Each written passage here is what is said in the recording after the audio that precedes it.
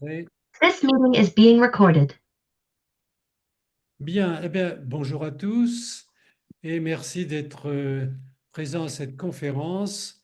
Et je voudrais tout d'abord remercier Denis Bertrand qui nous a mis en contact avec Francesco Marciani. Francesco Marciani, vous êtes professeur à l'Université de Bologne, sémioticien. Vos travaux portent sur l'étude des conditions épistémologiques de la sémiotique générative. Et dans ces dernières quinzaines d'années, vous avez travaillé sur la mise au point d'une perspective ethnosémiotique. Parmi vos publications en langue française, vous avez publié en 2017 Les arcanes du quotidien, essai d'ethnosémiotique. Votre exposé d'aujourd'hui s'intitule L'ethnosémiotique du soin, la construction des images. Je vous cite, un regard ethnosémiotique sur les espaces et les relations intersubjectives liées aux pratiques du soin peut nous permettre de repérer les éléments qui nous expliquent la façon dont ces mêmes pratiques font sens pour les acteurs sociaux. Et précisément, si l'ethnosémiotique constitue pour nous soignants un terme un peu barbare, il faut le dire, mais vous nous expliquerez, eh bien, les espaces et les relations intersubjectives liées aux pratiques du soin, c'est quelque chose qui nous parle, notamment au sein du GRISOF, nous sommes très attachés aux actions de terrain, plus qu'aux concepts, et aux relations qui existent entre acteurs du soin. C'est pourquoi votre expertise et votre analyse ethnosémiotique nous est très utile et nous vous en remercions. Alors, avant de commencer, si vous voulez bien, je vais donner la parole quelques minutes à Charles Bollen, qui est président du RIFRES, réseau francophone, j'oublie toujours le I, réseau international francophone de recherche pardon, ça Pour m'échappe. la, Oh, pour la responsabilité pour sociale la en santé. responsabilité sociale. Merci Charles. Tu voulais nous dire un mot parce que tu voulais participer à cette conférence et on t'en remercie. Oui, merci beaucoup. Bonjour, monsieur Frascani et chers amis. D'abord, je m'excuse de ne pas rester très longtemps avec vous. C'est un sujet qui m'aurait bien intéressé, mais j'ai une autre obligation dans 10 minutes. Et je suis content de voir d'ailleurs votre première image qui ressemble à un trèfle à 4 feuilles, parce que moi, ce que j'allais proposer comme schéma, et que l'on ne verra pas, mais qui est, je dirais, un trèfle à 5 feuilles. En fait, c'est un pentagone.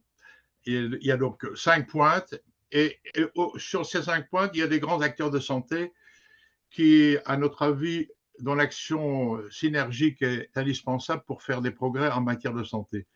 Mais alors, au cœur de ce pentagone, si vous voulez, il y a toutes les relations entre les uns et les autres, et au centre, il y a évidemment un objectif commun qui est la réponse aux besoins de santé de la population. Alors, comment est-ce que l'on peut voir cela du point de vue de l'institution académique, du pouvoir politique, des professions de santé, des organisations sanitaires, etc.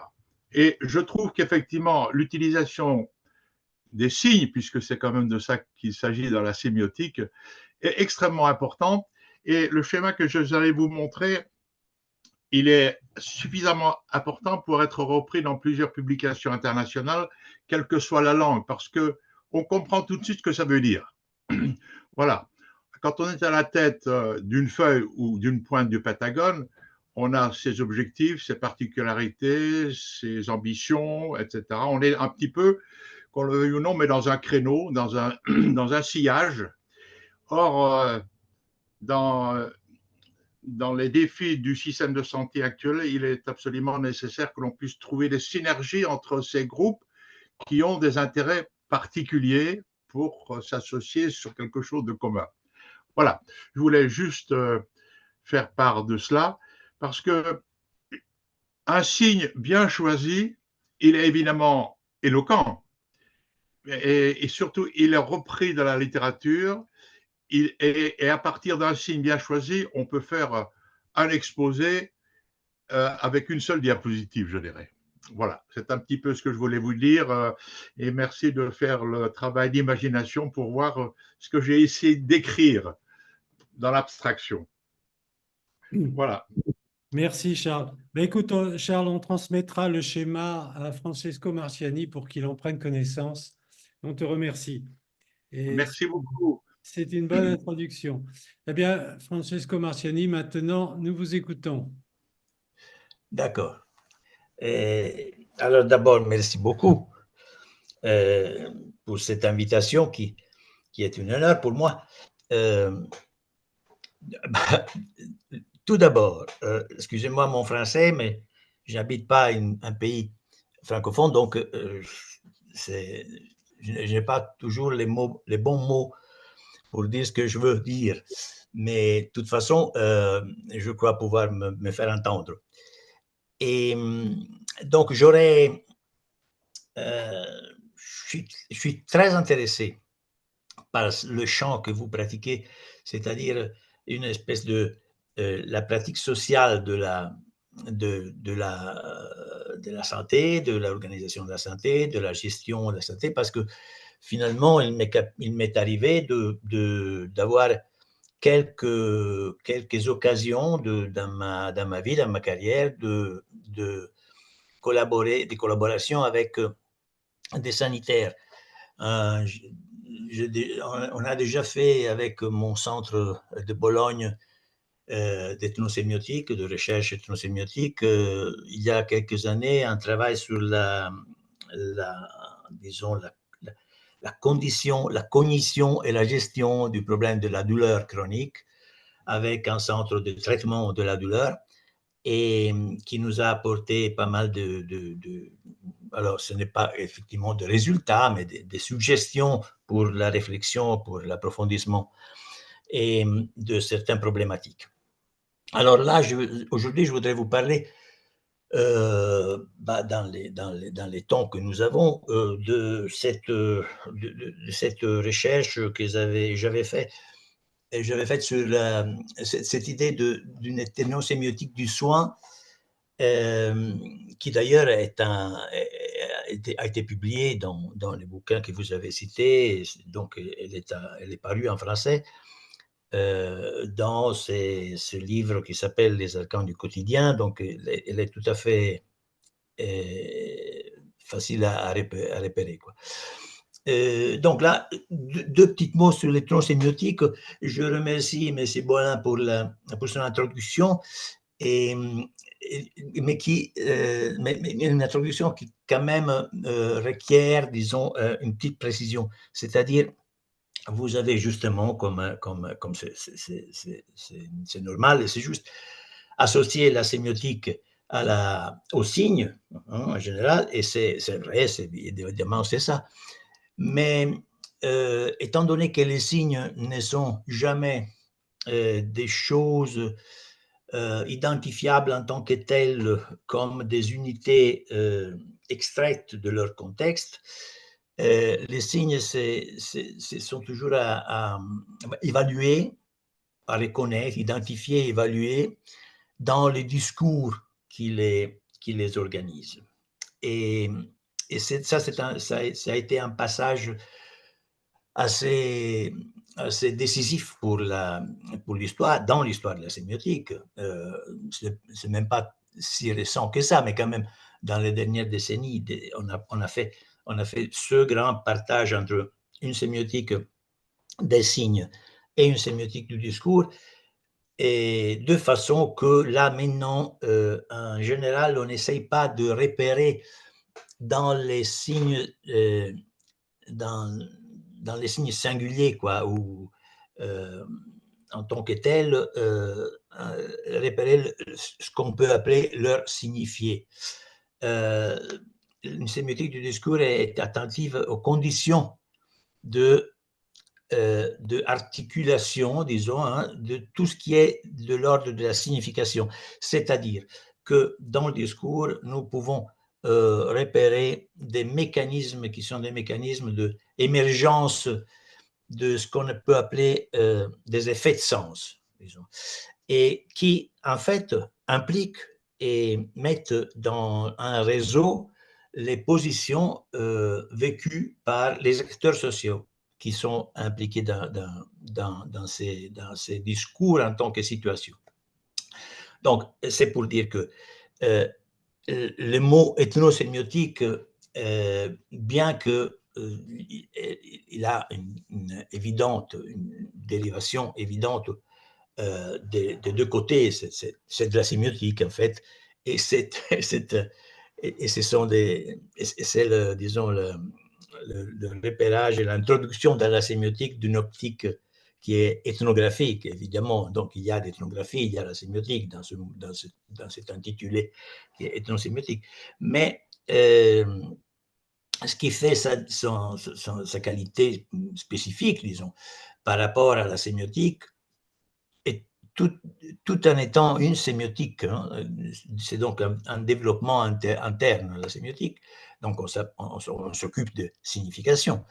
Mais ce qu'elle remarque, ce qu'elle l'ethnosémiotique fait plus précisément, c'est justement une analyse, une orientation, disons, du regard, pas tellement sur les signes et les textes hein, en tant que tels, mais sur les pratiques quotidiennes.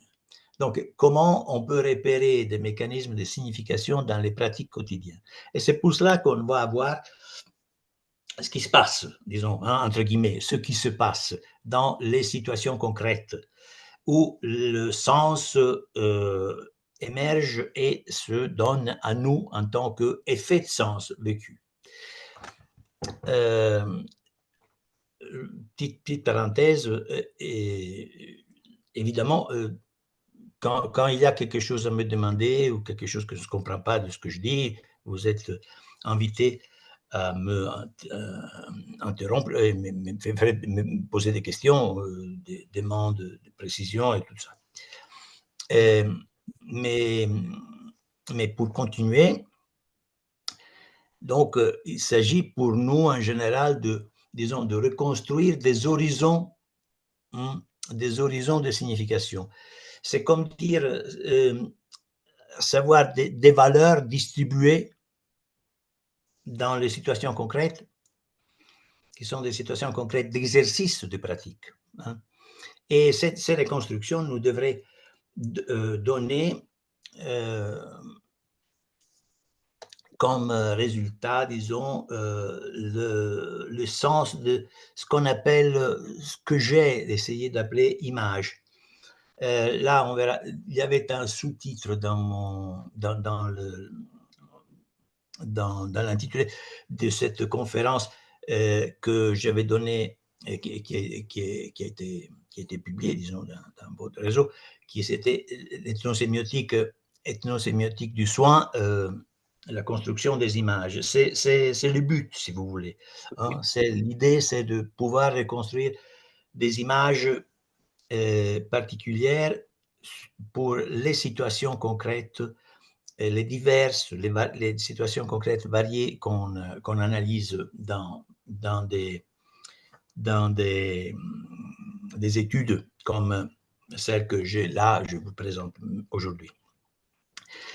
Donc, il s'agit de comprendre le sens investi dans ces vécus. Hein. C'est assez intuitif, si vous voulez. C'est-à-dire comment on fait l'expérience de ce qu'on vit hein, dans des situations données. C'est ça le sens du vécu, hein, l'expérience de ce qu'on vit et comment on peut rendre compte de ces différentes images. Donc là, dans le cas spécifique, l'ethnosémiotique du soin, c'est à partir d'une stratégie qui est assez répandue en sémiotique, on fait presque toujours ça, une stratégie de comparaison. On a essayé d'extraire de ces vécus, disons, le sens de ces vécus, dans des situations comparables entre elles, en exploitant leur comparabilité, donc en faisant des comparaisons. Et on a essayé d'articuler donc un champ de pratique que l'on peut considérer commun à plusieurs situations, justement pour avoir un terrain commun de comparaison. et, et qui trouve sa justification, si vous voulez, à partir d'une définition assez large de ce qu'on appelle soin. En tant que, disons, un certain type d'organisation, ou mieux, une organisation type, si vous voulez, d'une interaction assez répandue et somme toute assez banale, mais en général chargée de pas mal d'investissements émotifs et cognitifs. Hein. Donc, qu'est-ce que c'est que le soin et quelle définition nous sert à nous pour essayer de mettre en place ce champ de comparaison. Donc, la définition de soin que j'ai utilisée est une définition vraiment très triviale, si vous voulez, mais très, très large.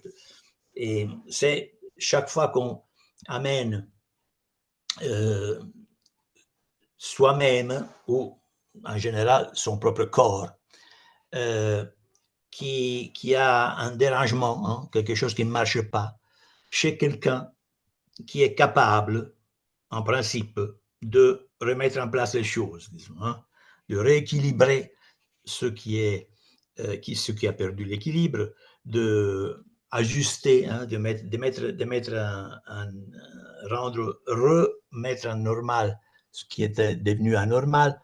Donc, les soins comme une espèce de moment de confiance à quelqu'un qui est censé être capable de mettre en place, de remettre en place les choses. Et de ce point de vue, évidemment, il y en a pas mal de situations possibles. Hein. C'est une définition tellement large qu'il y en a plein de choses qui correspondent, qui peuvent être contenues dans cette définition. Et donc, il s'agit de commencer à faire des trajets dans ces champs de comparaison possibles. Et ce qui m'est arrivé à moi, c'est de m'y trouver dedans à partir d'une étude que j'avais fait avec les étudiants d'une école polytechnique à Milan il y a déjà bon 15 d'années, même plus, et qui était centré sur une analyse de ce qu'on appelait à l'époque sémiotique des objets. Hein. On commençait à sortir un peu des textes littéraires et des récits qui étaient typiquement l'objet de la sémiotique, pour commencer à se regarder autour, disons, hein, et pouvoir voir si la sémiotique pouvait s'appliquer au monde extérieur. Hein. Donc, on avait commencé à travailler sur des objets concrets. Et là, j'avais fait ce travail avec les étudiants de l'école polytechnique à propos du fauteuil du dentiste. Alors, le fauteuil du dentiste est un objet extraordinaire, est un objet très complexe, est un objet un peu monumental, est un objet important, est un objet qui, tout de suite, on s'aperçoit qu'en tant que tel, hein, il a son espace à lui, disons.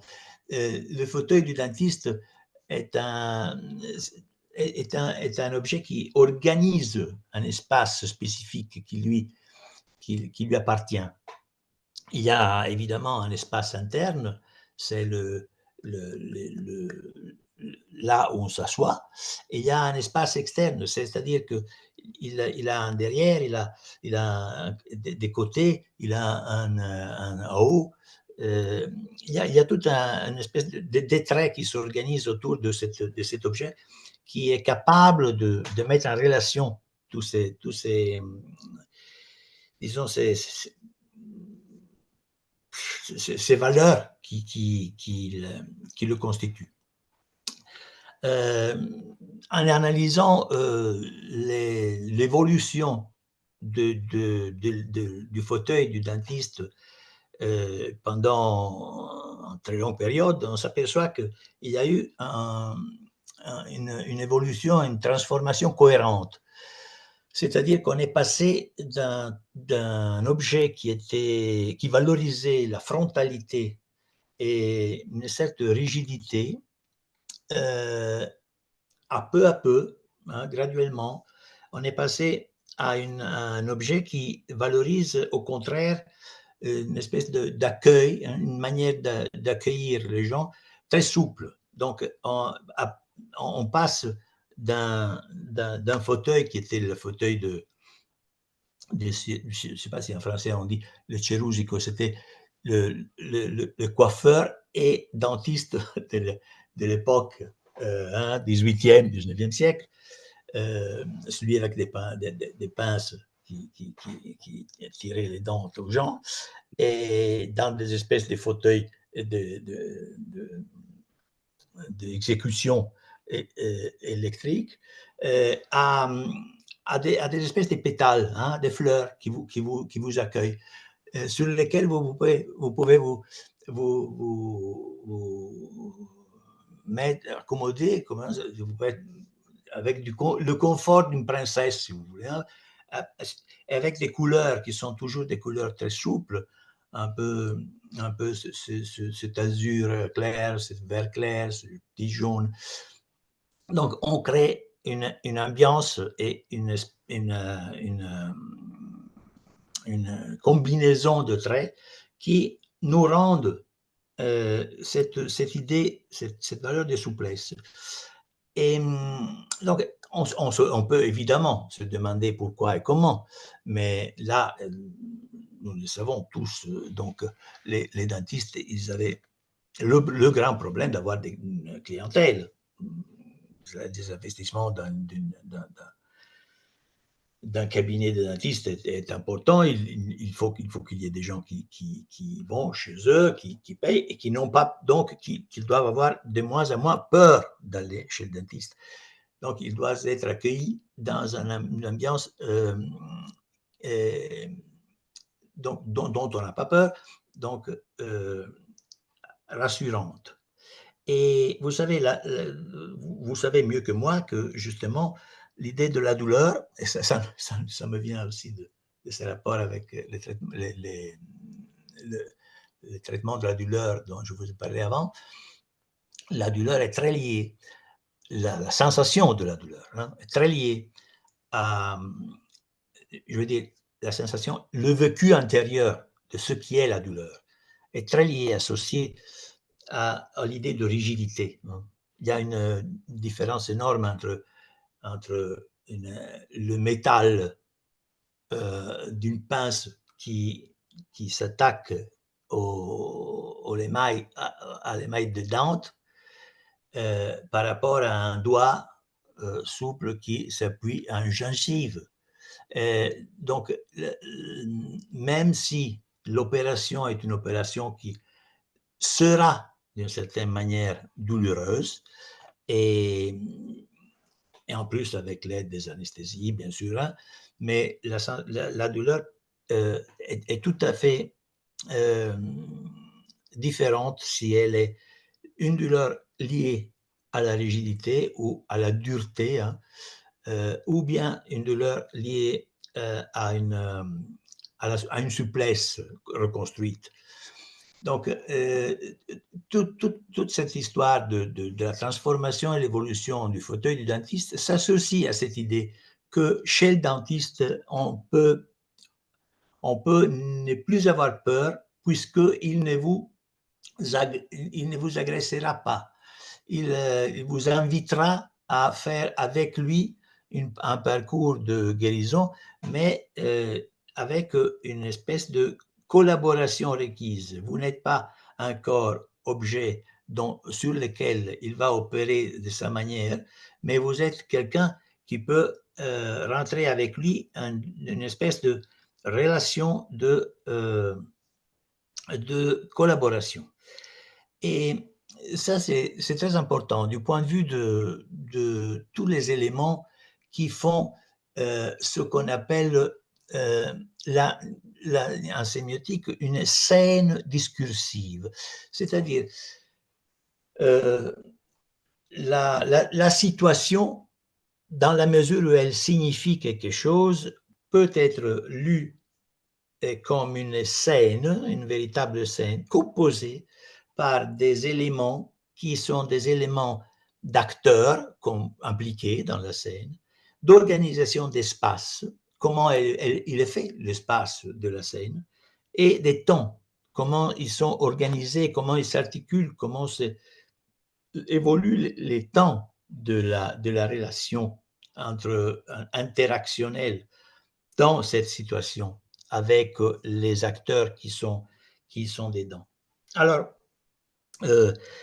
si on essaye de reconstruire l'ensemble, et là, ça vient cette idée de construction d'image, l'ensemble des traits qui composent la scène discursive du cabinet du dentiste, on s'aperçoit qu'il y a une espèce de production de cohérence et qui font que cette scène devient quelque chose dont on peut rendre compte en termes de vécu de la part des acteurs. Et en quoi consiste-t-il? Donc, si on veut parler de ces trois éléments qui caractérisent cette scène, on peut partir, ce que j'ai fait, ce qu'on faisait déjà au moment où on s'appliquait au fauteuil lui-même, du dentiste, mais même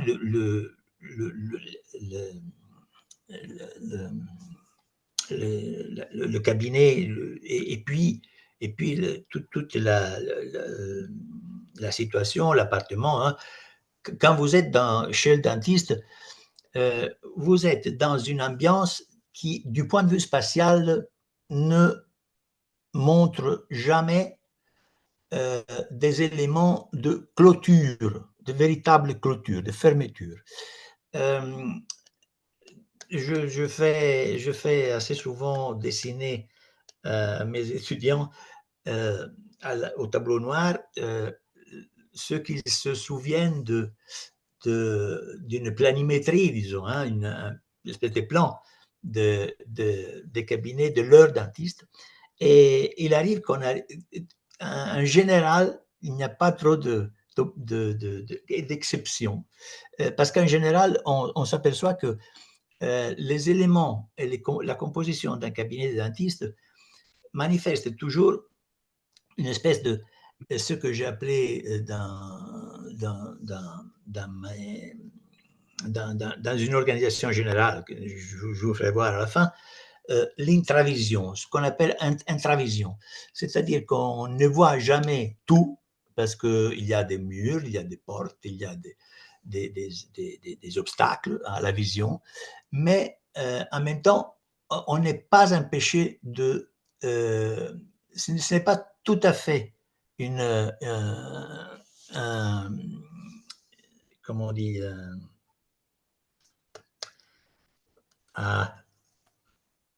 les mots français. Vous n'êtes pas empêché de voir véritablement ce qui se passe. Alors, vous voyez, si vous voyez le slide que j'ai fait là, la petite fleur avec ses pétales, j'ai rigolé avec des architectes. Je leur dis, si vous devez dessiner un cabinet de dentiste, prenez, laissez-vous suggérer quelque chose de cette image. Parce que qu'est-ce que je vous montre là? Si j'avais mon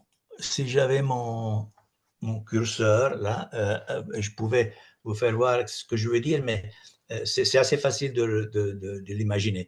Si vous êtes dans un point quelconque, dans cet espace délimité par ces pétales, là dedans, je veux dire, vous pouvez vous imaginer, je ne sais pas, dans l'un de ces pétales, vous pensez que c'est la salle d'attente, et l'autre, c'est le bureau du secrétaire, et l'autre, c'est le cabinet de l'opération, hein, là où on opère, et l'autre encore, c'est un petit laboratoire je sais pas, de radiographie. Alors, en général, dans un cabinet de dentiste, chez nous, j'ai vérifié ça en France aussi. Donc, évidemment, je travaille en Italie, mais j'ai bien vérifié qu'en France, c'est la même chose. Là où vous êtes, n'importe où, vous avez toujours la possibilité d'entrevoir quelque chose de l'autre ambiance, de l'autre,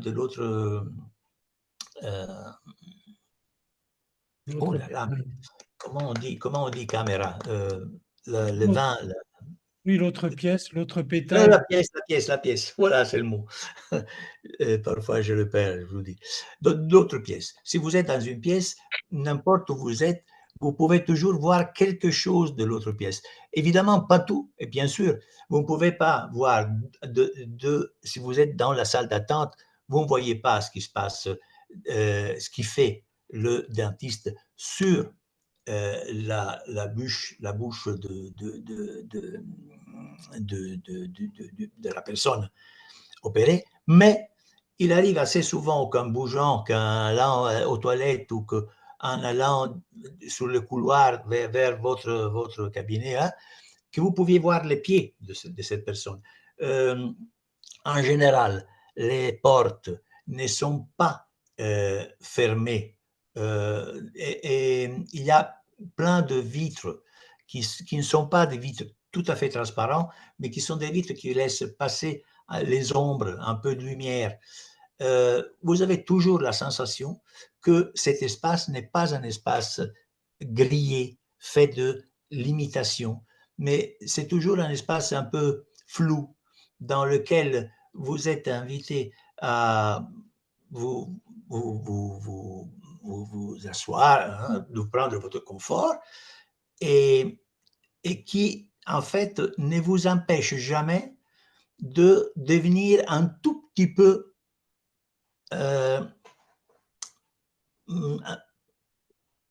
disons, patron. Il faut évidemment limiter la chose, mais de devenir un tout petit peu patron de cet espace. Quand je dis ça, je me réfère c'est pour vous donner l'idée, quand vous êtes invité à vous asseoir, vous êtes un patient, vous êtes invité à vous asseoir dans le fauteuil de dentiste contemporain, vous savez qu'en général, il y a un moment où le dentiste arrive et vous dit « Bon, bonjour, ça va, comment vous allez et comment vous avez passé la semaine ou cette dernière période ?» Et puis, il arrive très souvent qu'il s'en aille un tout petit peu, qu'il sort de la pièce et qu'il reviendra après 5 minutes ou 2 minutes. Et quand il vous fait une injection d'anesthésie, il sort encore en attendant que ça fait son effet et il reviendra. Donc, dans ces moments où vous êtes sans la relation directe avec les dentistes, la pièce d'une certaine manière est à vous. Vous pouvez vous regarder autour. Vous n'avez pas derrière le dos invisible. Vous avez toujours la possibilité de vous,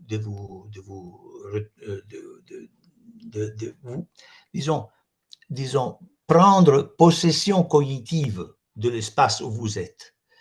Et le fauteuil est un fauteuil où vous êtes invité à vous installer à votre manière.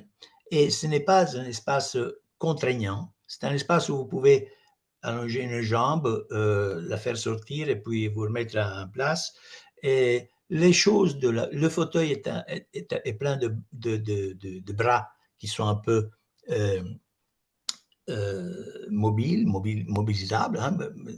On peut les faire bouger. Et donc, vous pouvez, d'une certaine manière, prendre possession de votre espace et vous installer dans ce qui ne vous est pas empêché de considérer à vous un tout petit peu. Alors, cette espèce d'implication de votre perception du type spatial fait rime, disons, s'associe, hein, on la retrouve dans l'interaction entre les deux acteurs, qui sont le patient et le dentiste, qui sont définis en tant qu'acteurs impliqués dans la pratique du soin par la compétence qui fait que cette relation soit une relation de soin. Dans la définition du soin que je vous ai donnée au début, il y avait cette idée qu'on porte quelque chose de soi-même, hein, son propre corps, une partie de propre corps, hein, chez quelqu'un qui est capable de. Alors, être capable de, c'est disons, la façon dont on peut dire, hein, nommer c'est ce qu'on appelle en sémiotique la compétence de quelqu'un, donc sa compétence. Eh bien, vous savez que le dentiste vous visite, vous dit, considère ce que vous avez, qui sont votre problème, et puis il vous dit, on devrait faire ça. Donc, il y a un programme de soins à suivre. Et par rapport à ces programmes, vous n'êtes pas tout à fait dans ses mains. Vous pouvez, dans une certaine mesure, dire ce que vous pensez, ce que vous voulez. Vous pouvez, d'une certaine manière, négocier la durée du traitement, le coût du traitement, l'intensité, donc l'importance du traitement, disons, dans le champ figuré par la proposition que le dentiste vous fait. Et donc, cette distribution des compétences fait que vous êtes un tout petit peu, vous aussi, compétent dans la décision, hein, dans la décision finale de ce qu'il faut faire. Et donc, ce n'est pas comme d'ailleurs chez le médecin, par exemple, que la compétence est toute du côté du soigneur, là, du dentiste dans ce cas, mais que vous aussi, vous en avez un peu. Donc, vous êtes censé pouvoir contribuer de votre manière à ce processus qui va vous investir, vous et le dentiste. Et ça se voit aussi du point de vue du temps, de l'interaction, c'est-à-dire les rendez-vous qu'on prend. Vous savez que quand on vous dit on se verra le jeudi 15 avril pour faire, je sais pas, la radiographie ou faire l'extraction ou faire tout ce qu'il faut faire. Vous savez que chez le dentiste, oui, c'est une date qu'on établit, c'est donc on fixe une date, mais une semaine avant, vous êtes toujours, on accepte, disons, que vous êtes dans la mesure de déplacer un tout petit peu, de dire, bah, écoutez, je ne peux pas, j'ai eu un engagement très important au travail, je ne peux pas pour des raisons de n'importe quoi. Donc, on peut déplacer la chose. Donc, on va faire une semaine après ou 15 jours après. Et il arrive que ces choses se font assez souvent et que les rendez-vous, donc, les rendez-vous en général chez le dentiste peuvent glisser un tout petit peu et qu'il y a une espèce de ouverture dans une pratique qui quand même est une pratique de mise à point d'une date, mais il y a un glissement toujours possible, donc une petite ouverture dans ce système qui est un système justement de fermeture, d'établissement de date, d'échéance. Et donc vous voyez, on commence à reconstruire une espèce de vécu général qui est celui d'un partage de compétences, un partage de dispositions, un partage de prise de possession d'espace qui fait que, par exemple, le cabinet du dentiste n'est pas tout à fait et exclusivement un espace à lui. Hein. Et à propos du temps, le temps de votre vie est un temps qui peut être considéré dans l'établissement de cette grille d'échéance dans lesquels s'articule, disons, le processus du soin. Donc, là, on peut dire, bah, oui, mais c'est un peu, oui, je vois, on pourrait, écoutez un moment. Alors, j'aurais au moins le chapitre suivant, disons, la partie suivante, qui serait assez importante pour comprendre l'idée de comparaison. Mais je me demande comment nous sommes avec les temps que nous avons à disposition. Puisque finalement... Vous avez besoin de combien de temps encore? Bah, si je peux aller vite, au moins une dizaine de minutes. Oui, oui, très bien. Hmm. Très bien. Jusqu'à quelle heure? Parce que, Comme vous voulez. On n'est pas... alors,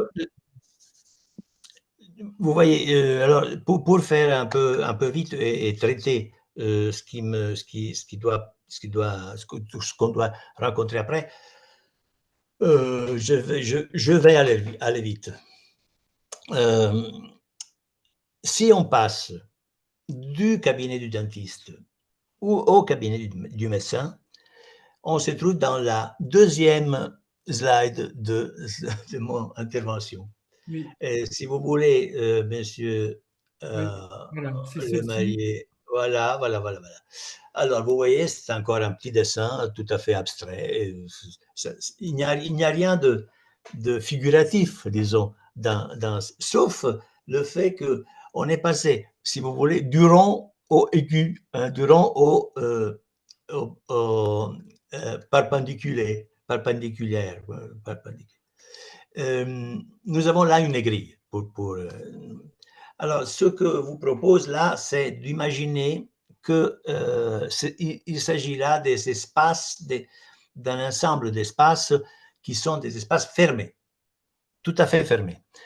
Et donc, on passe d'une non-fermeture véritable, d'une non-fermeture absolue à une fermeture absolue. En général, c'est ce qui fait la différence entre le cabinet du dentiste et le cabinet du médecin. Le cabinet du médecin est un cabinet qui est invisible de la part de l'extérieur, qui est invisible, disons, pour dire un gros mot, du public. Alors, évidemment, chez le dentiste, il ne s'agissait pas du public, mais quand même, les gens qui sont en attente peuvent entrevoir quelque chose de ce qui se passe. Ils entendent aussi quelque chose de ce qui se passe.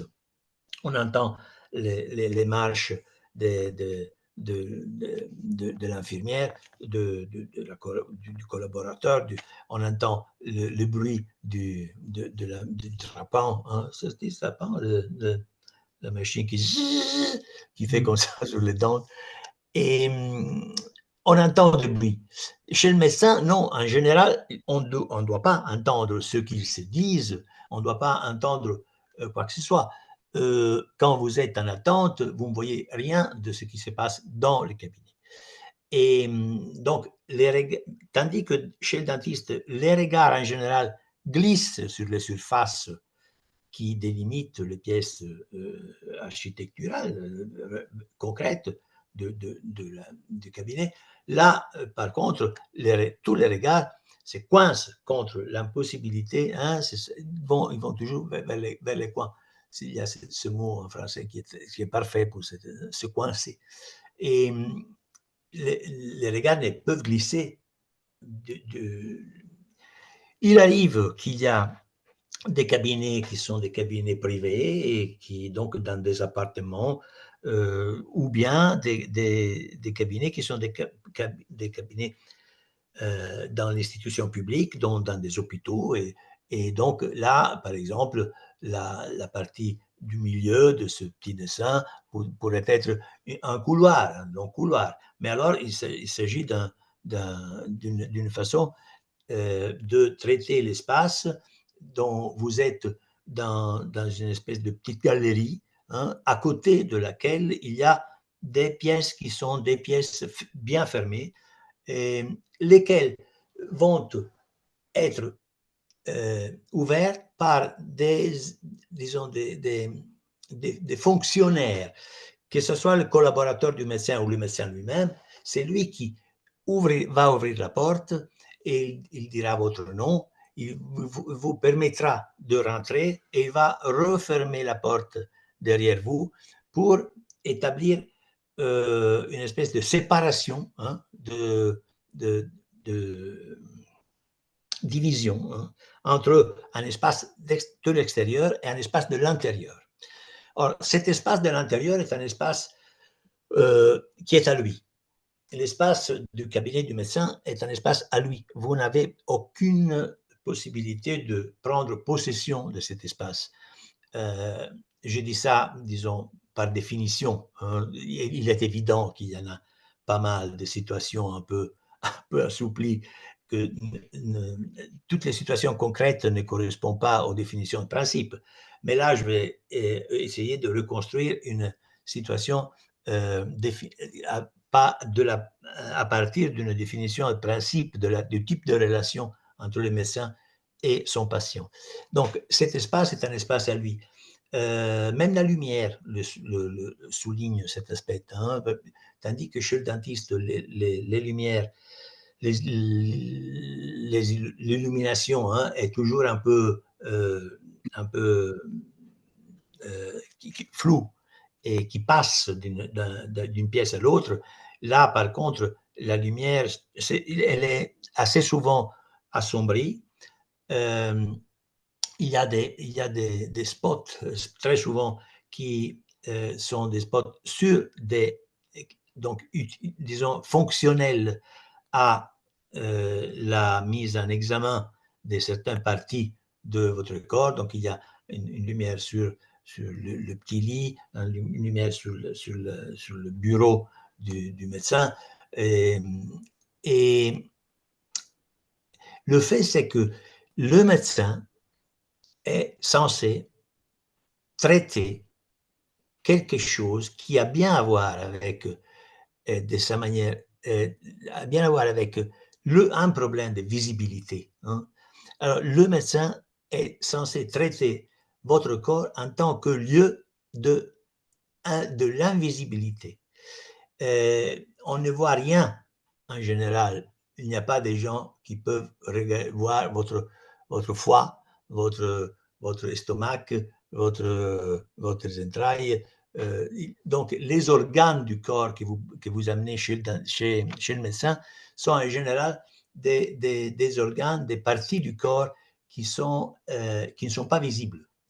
Et cette fermeture du corps est ce qui fait qu'il y ait un partage de la possibilité de voir, donc de la compétence à traiter ces organes, qui est un partage bien délimité, bien divisé, disons, entre quelqu'un qui n'a rien à dire, n'a rien à voir, parce qu'il ne peut pas voir, il ne peut pas toucher à ce qui lui fait mal, disons, dans la partie de son corps, et que vous amenez chez quelqu'un qui, lui, par contre, peut, avec des instrumentations, avec ses compétences, avec ce qu'il a appris de symptomatologie, avec ce qu'il sait, donc une compétence acquise pendant des années d'études.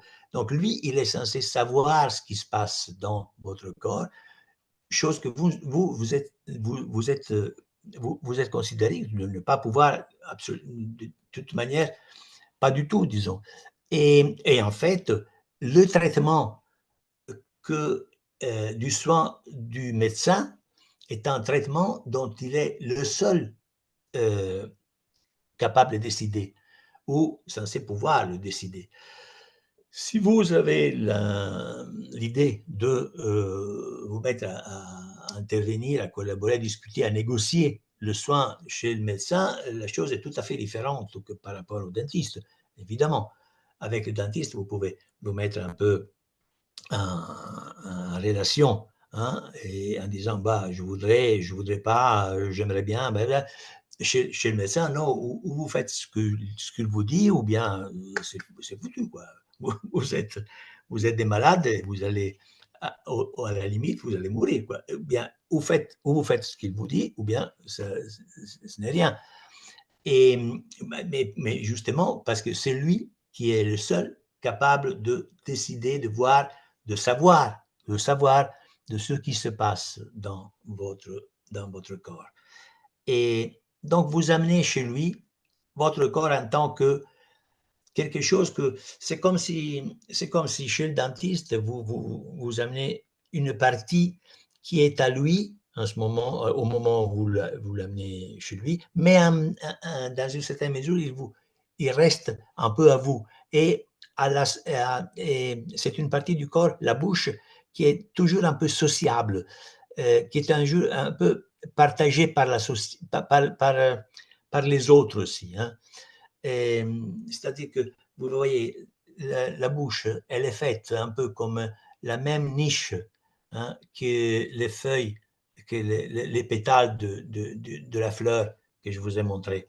Et tandis que là, vous amenez chez le dentiste, chez le médecin, un corps qui n'est pas encore visible aux autres, le dedans, hein, et vous l'amenez là comme quelque chose qui lui remettez, vous le remettez à lui comme un objet, un véritable objet. Il n'y a plus rien de subjectif. Tout ce corps la partie de ce corps qui est encore à vous, ce n'est que la description de la douleur ou du malaise.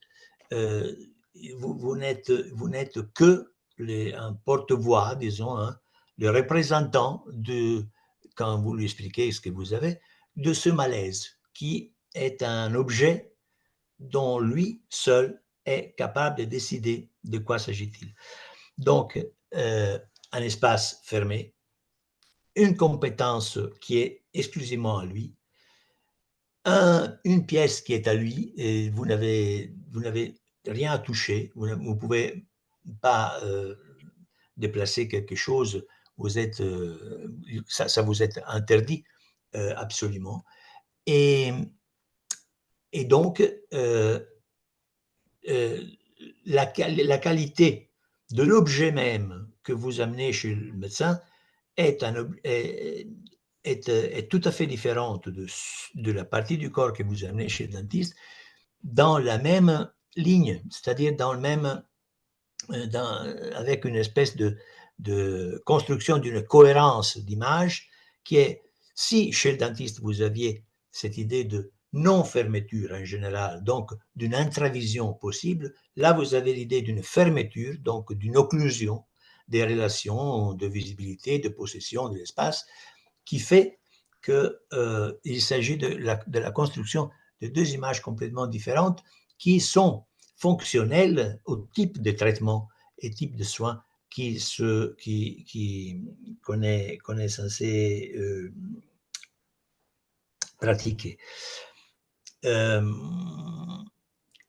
y a une considération qui est assez évidente aussi du point de vue du temps, puisque un rendez-vous chez le médecin, vous savez, est un rendez-vous que, en général, chez un médecin spécialiste, est un rendez-vous que vous fixez sur le calendrier et que ne bougera jamais. S'il vous dit qu'il peut vous voir dans 20 jours, la date fixée est une date qui est la date dominante, disons. Ce sont les autres choses de votre vie, hein, le travail, la famille, les voyages, hein, qui sont à articuler et à organiser autour de la date de rendez-vous chez le médecin. Et la chose n'est pas tout à fait différente par rapport au médecin de la mutuelle, disons, au médecin public, comment on se dit, chez nous, c'est le médico de la mutua, je sais pas, c'est le médecin que vous avez du service sanitaire. Là où, en général, il y a un espace. Alors, il vous reçoit, je sais pas, le mardi après-midi de 14h à 17h et le jeudi, le matin, de 9h à 11h.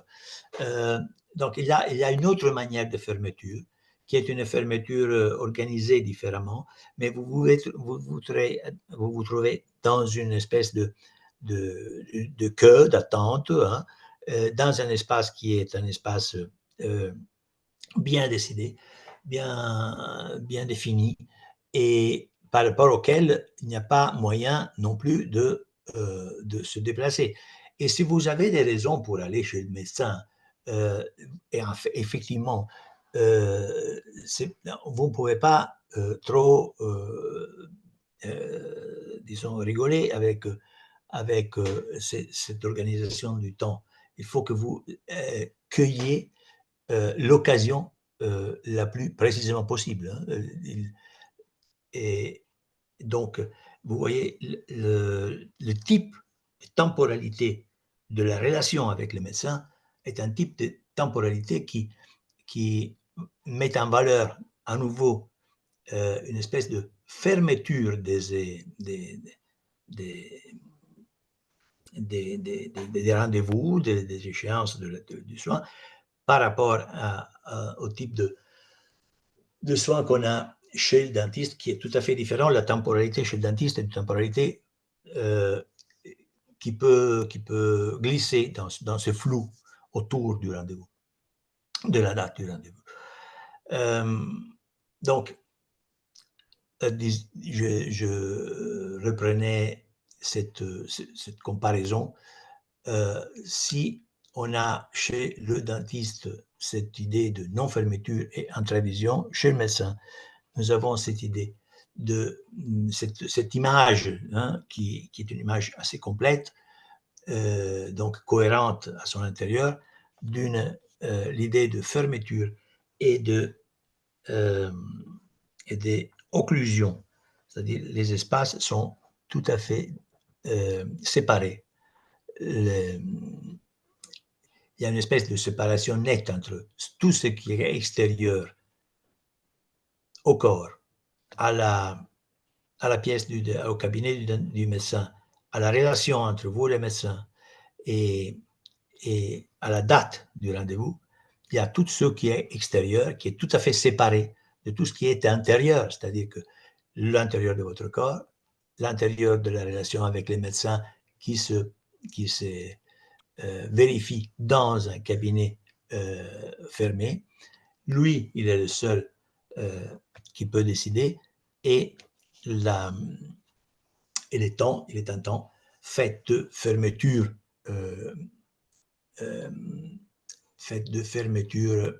de date de rendez-vous. Donc, si vous allez, chez monsieur, à la fin de des slides, là c'était le coiffeur, vous voyez, il y a un cercle, et là c'était l'esthéticien, il y a un autre type de, hein, mais je vais terminer avec les deux qui pouvaient vous intéresser le plus.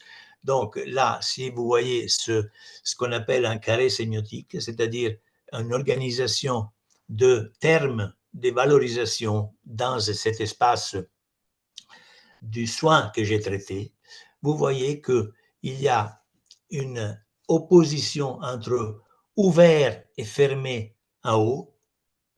Donc, il y a cette grille que vous avez vue dans la deuxième slide qui correspond au médecin qui vous rend une idée de fermeture.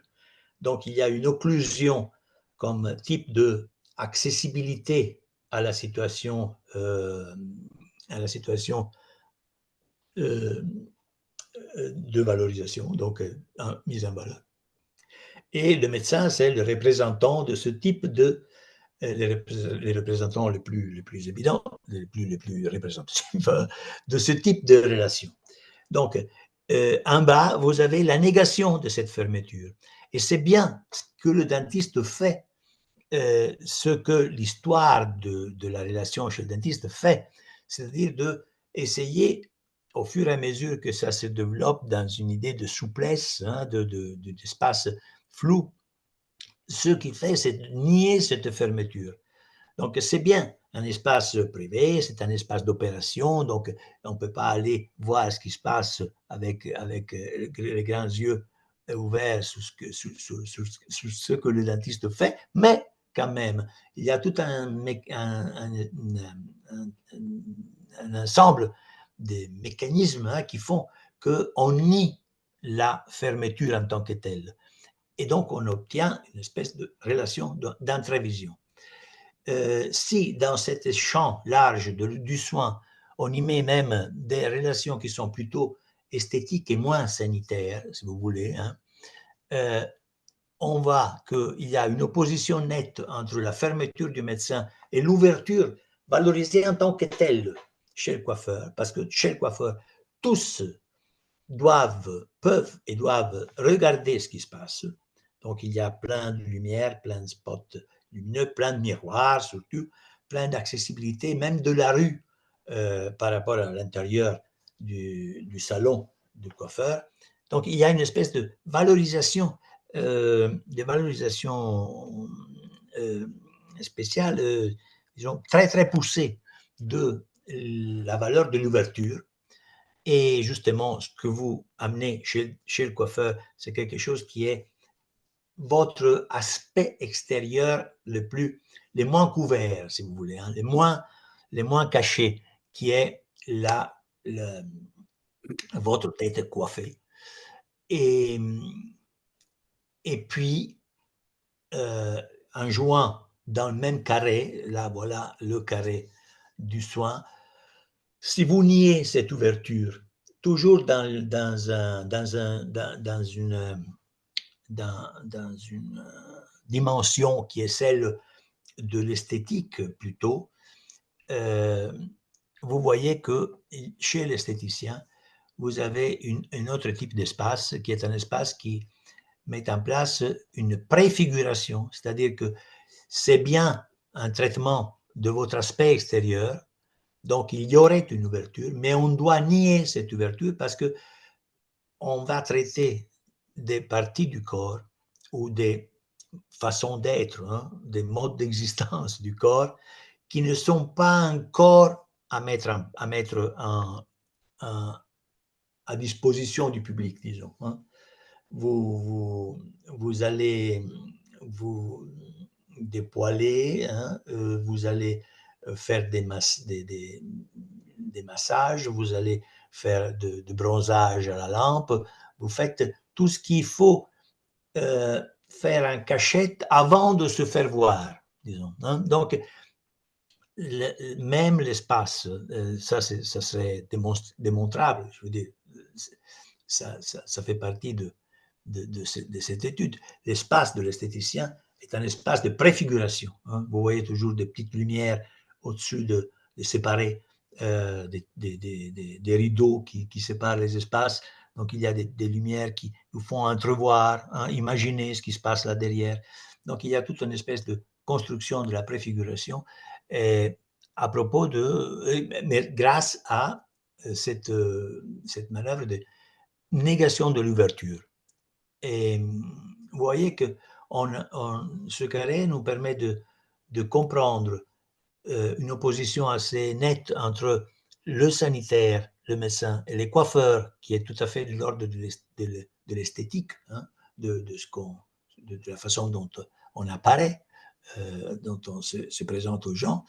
Mais en même temps, on a chez le dentiste une récupération un tout petit peu dans son entrevision, une récupération de l'aspect esthétique, puisque finalement, chez le dentiste, nous décidons aussi de notre sourire. Donc, les dents qu'on voit, la bouche elle-même est quelque chose qui est toujours vu par les autres. Et donc, dans une relation qui est une relation sanitaire, tout à fait, donc on va soigner des dents qui peuvent avoir des malaises, des maladies, mais il y a un côté qui est celui qui vous permet de décider avec le dentiste comment faire, quoi faire, jusqu'à quel point, qui est de l'ordre de l'esthétique. Et du côté de l'esthétique elle-même, c'est-à-dire chez l'esthéticien, on a affaire avec un côté où ce n'est pas le paraître absolu, mais il y a dans cette préfiguration un aspect qui est un aspect à sa manière médicale, hein, sanitaire aussi, puisque très souvent, on a des inesthétisations, comment dire, des, des, des, des, ce qui n'est pas bien du point de vue esthétique, qui dépend de, des, par exemple, on peut avoir la peau grasse, on peut avoir des choses à maigrir, hein, des poignées, trop poignées de l'amour, disons, avant d'aller à la mer l'été. Donc, il faut mettre en place des processus de régime alimentaire qui ont à faire avec une espèce de mise à point d'un équilibre sanitaire aussi, disons. Hein. Donc, vous voyez comme ce carré organise des valeurs qui sont entre eux en relation et avec ça, une analyse poussée de cette situation peut nous donner comme résultat une définition d'image qui est l'ensemble des traits qui composent dans chaque pôle de ce carré l'essence vécue d'une situation de soins spécifique. Là, avec ces mots, je crois devoir terminer un peu en vitesse, mais je vous remercie de votre attention. Merci beaucoup. Merci beaucoup. Eh bien, écoutez, votre exposé était passionnant. Et il y a de quoi, il y a plusieurs points qu'on pourrait discuter. Mais avant de passer la parole à ceux qui sont là, ils ne sont pas très nombreux, mais il y a quand même des personnes. Attendez, je vais remettre ma caméra sur ceux. Voilà. Voilà, Euh, voilà. Oh, il y a déjà une. Vous avez parlé d'espace. Et je dois dire que ce à quoi je pensais, vous savez, dans mon existence, j'ai été chef de service, j'ai eu à changer d'hôpital, changer de service, etc. Et il fallait organiser les locaux. Et je dois dire que les réflexions que vous nous faites là m'auraient été bien utiles quand on avait besoin de distribuer les locaux entre le plateau technique, les lits, l'entrée, etc., etc., les salles d'attente. Je pense que ça aurait été très utile qu'on ait ce genre de réflexion qu'on n'avait pas par incompétence, tout simplement. Mais je voudrais revenir au dentiste. Il y a une chose qui m'a frappé, c'est que vous avez parlé d'organisation des espaces euh, ouverts, non ouverts. Euh, et je me suis rappelé de mon comportement quand j'étais enfant et que j'allais chez le dentiste. Ce sont les premières images que l'on a, les images de l'enfance. Ce qui me frappait, ce n'était pas l'organisation des locaux, c'était les bruits. Ah, C'est-à-dire que j'étais dans la salle d'attente, absolument cloué sur place, et j'entendais dans la pièce à côté, ne bougez pas, et j'entendais ce qu'on appelait la roulette, la fraise, vous savez, qui veut creuser la. voilà, voilà. Maintenant, ce sont des appareils qui font beaucoup moins de bruit, et qui sont moins douloureux, mais à cette époque-là, c'était vraiment, on creusait en profondeur, quoi. Et ce bruit était pour moi terrifiant, parce que je savais que j'allais y passer dans les minutes qui suivaient. Or, vous n'associez pas le bruit, le son et l'espace. Pourquoi? Non, non, non, non, j'ai fait un peu vite, mais il y a tout à fait cette espèce donc, dans l'espace du dentiste, il y a cette idée on n'est jamais fermé, tout à fait fermé dans un coin. Mhm. Et, mais donc, il y a par contre le problème d'un certain type de bruit. Chez le dentiste, comme il n'y a pas de fermeture stricte entre les pièces, le bruit se répand. Et donc, je disais, on entend tout le temps les petites marches de la jeune fille, non, du collaborateur qui qui passe, on entend un peu les bruits, on entend ce qui se passe. Mais justement, c'est une dimension à gérer. Donc, il y a deux façons de ne pas faire peur aux enfants quand ils ressentent l'autre enfant sous opération qui se plaigne et qui pleure, ou bien le bruit même de la fraise, justement comme la fraise, comme vous dites. Il y a deux manières. Réduire ces bruits et le rendre plus souple. Et c'est le même. Alors, les fraises de maintenant sont effectivement des fraises qui ne font presque pas de bruit. Et, et en plus, là, je vous fais remarquer une autre chose. À propos de cette idée de rigidité métallique, l'émail du dent contre le métal. Et ce qu'ils ont fait là maintenant, les fraises de maintenant sont des trucs très souples, pleins de plastique, de gomme, de gommage, qui vont soutenir un tout petit peu, une petite pointe tout à fait, disons, point de vue perceptif, dévalorisée, et qui reproduisent d'une certaine manière la main et sa souplesse, les doigts, et qui vont toucher un tout petit peu les dents et qui reproduisent d'une certaine manière la figure de la gencive. Donc, du côté de l'instrument, on a une espèce de reproduction d'objets où on va opérer, mais justement, dans cette reproduction, on valorise la souplesse plutôt que la dureté. Et même, donc, du point de vue du bruit, il y a une réduction très, très sensible de bruit qui font ces machineries. Et à la fois, il y a une espèce de... Très, très souvent, il y a une musique souple qui se répand dans tout le cabinet, qui couvre un tout petit peu et qui est ou bien du jazz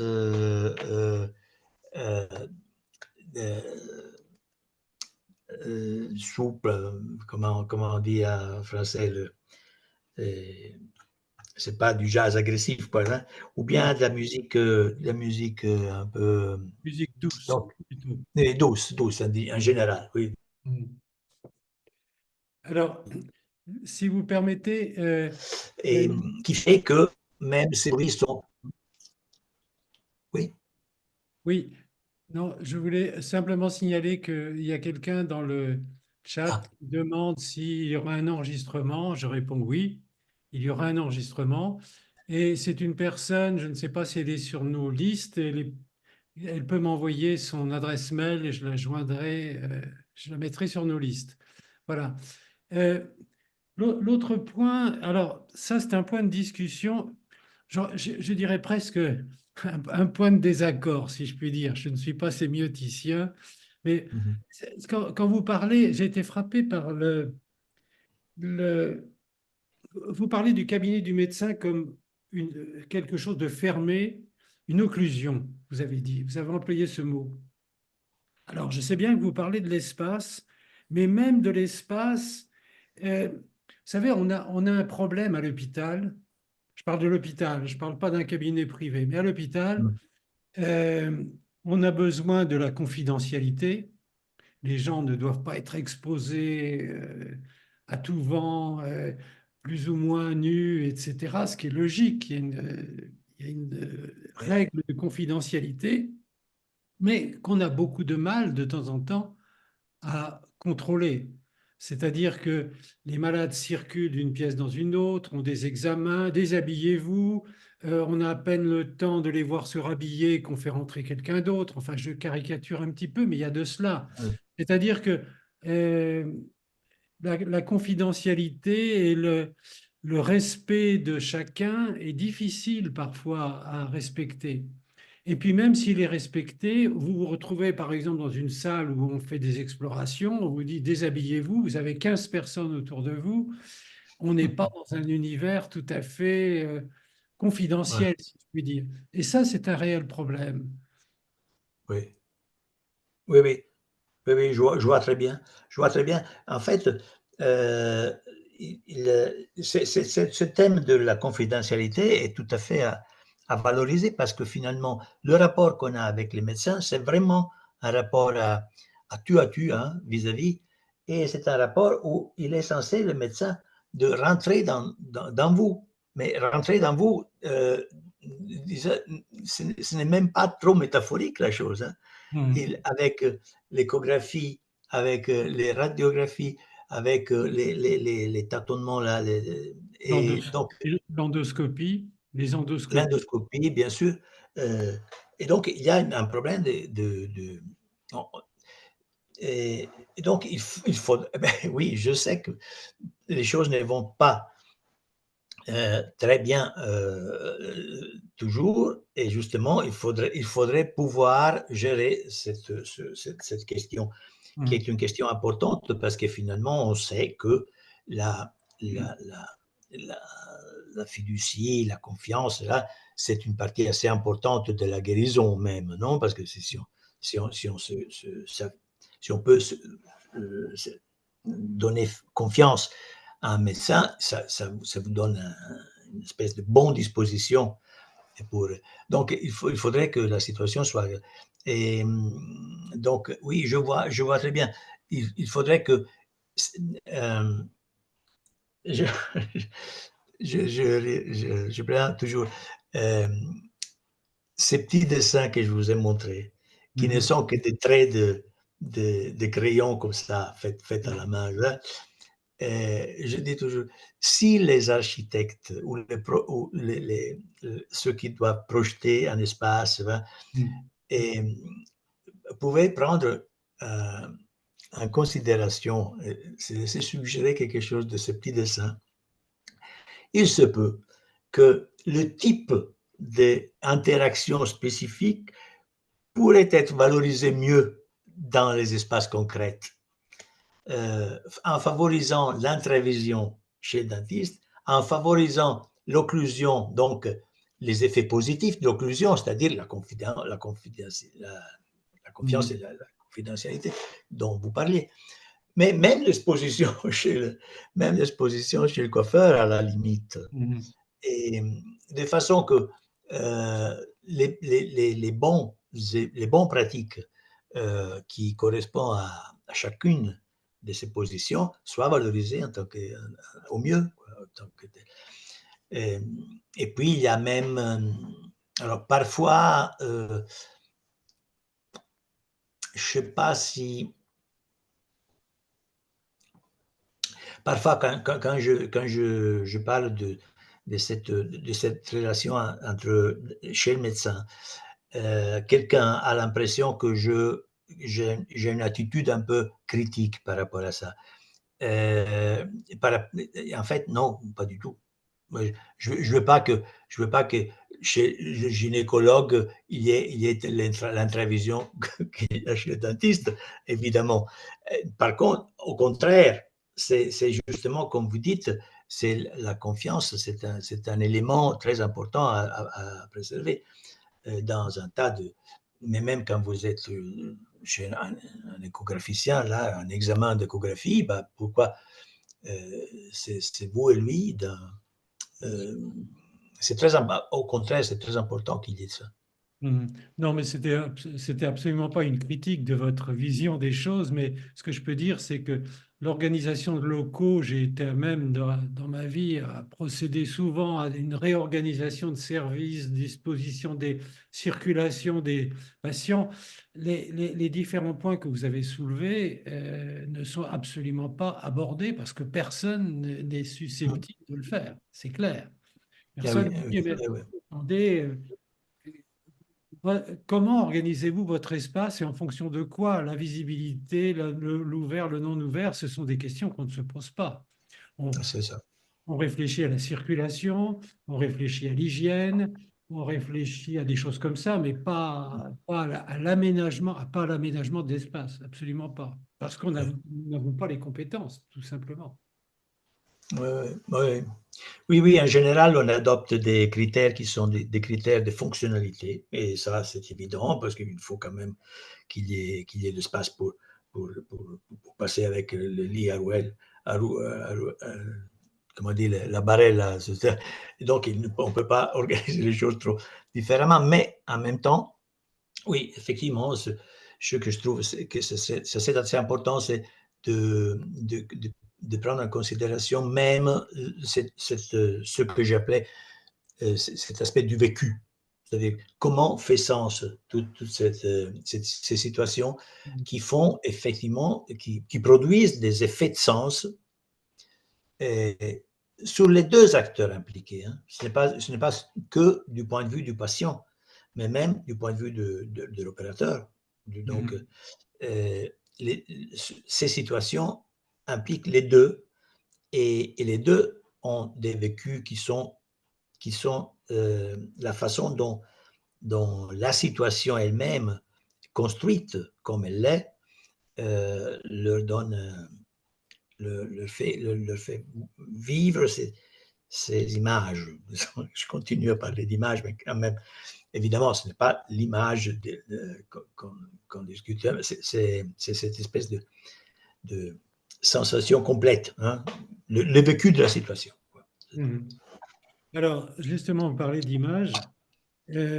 Vous avez dit le corps est un lieu d'invisibilité. Il est de moins en moins un lieu d'invisibilité parce que quand vous sortez de chez le médecin avec un scanner, une IRM, avec ceci, cela, vous avez une visibilité sur tout, au moindre détail, sur le moindre millimètre carré de votre chair la plus intime. Donc, Ah oui. et assorti de comptes rendus, de prélèvements, d'examens biologiques, etc. Donc, votre invisibilité est de moins en moins évidente. Non? Oui, tout à fait. Tout à fait. Oui, mais justement, mais en même temps, donc on voit, si on fait, avec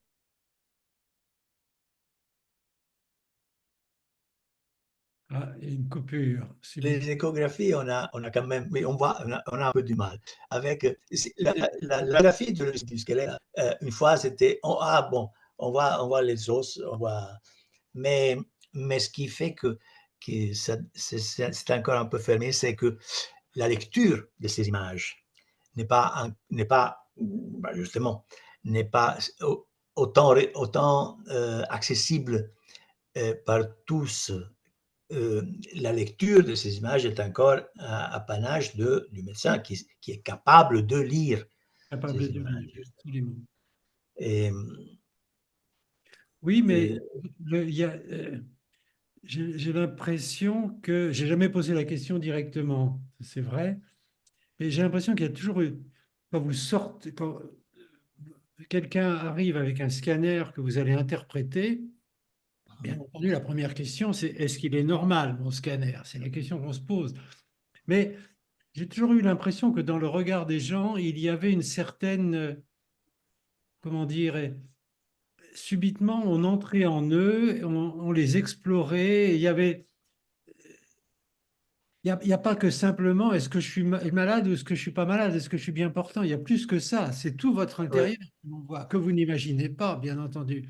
Car vous savez très bien que vous êtes constitué d'os, de muscles, de tubes digestifs, etc. Mais tout ça, c'est sur des schémas. Mais vous ne vous voyez pas intérieurement. oui. Ça, oui, en fait, c'est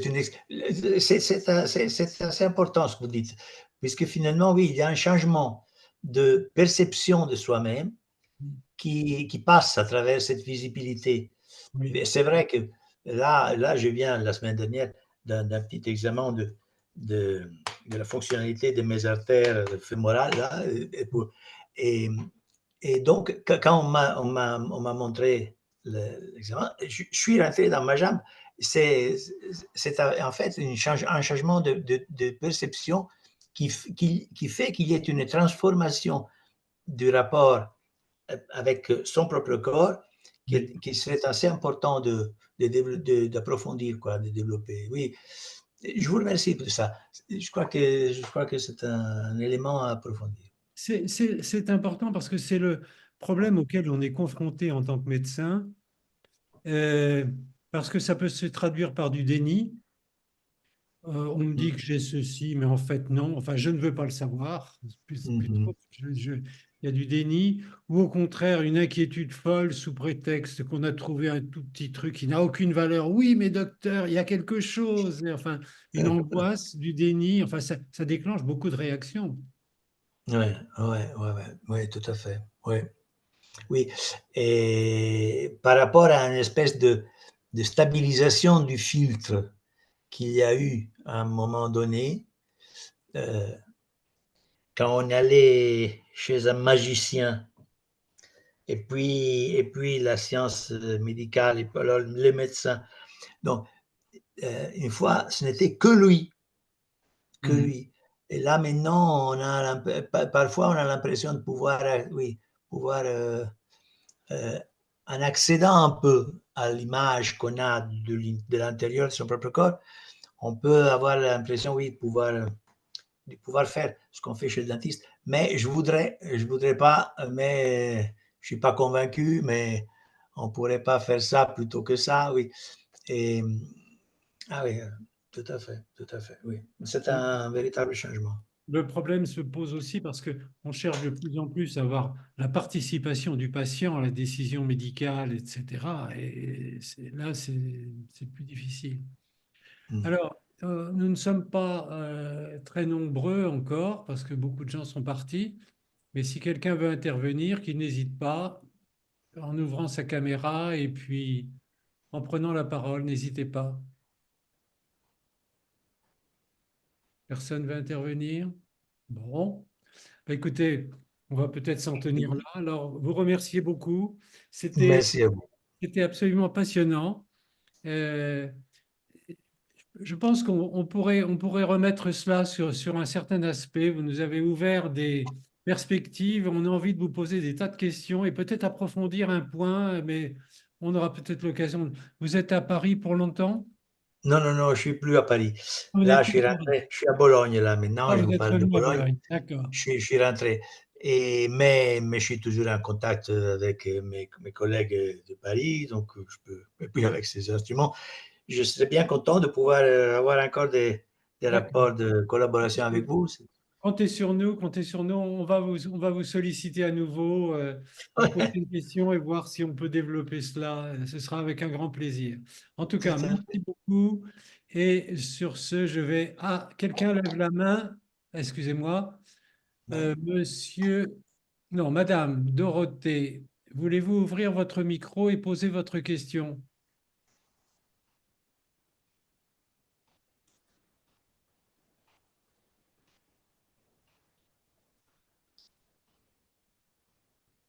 Euh, Est-ce que vous avez une... Ah oui, vous m'avez mis votre mail. Est-ce que vous voulez poser une question, Madame Kinde Gazar? Non? Bon, écoutez, on va s'en tenir là. Alors, je vais suspendre l'enregistrement, arrêter l'enregistrement plutôt. Ouais. Voilà, c'est fait. Et vous remercie encore une fois. Et puis, je l'espère, à un À nouveau bientôt. cette À conférence. notre occasion. Ce sera avec grand D'accord. plaisir. Bon, Merci alors beaucoup. merci à vous, j'étais très honoré et bon, à la prochaine. Au À la revoir. prochaine fois. Au Au revoir revoir. à tous. Hein, au revoir à tous. Au revoir.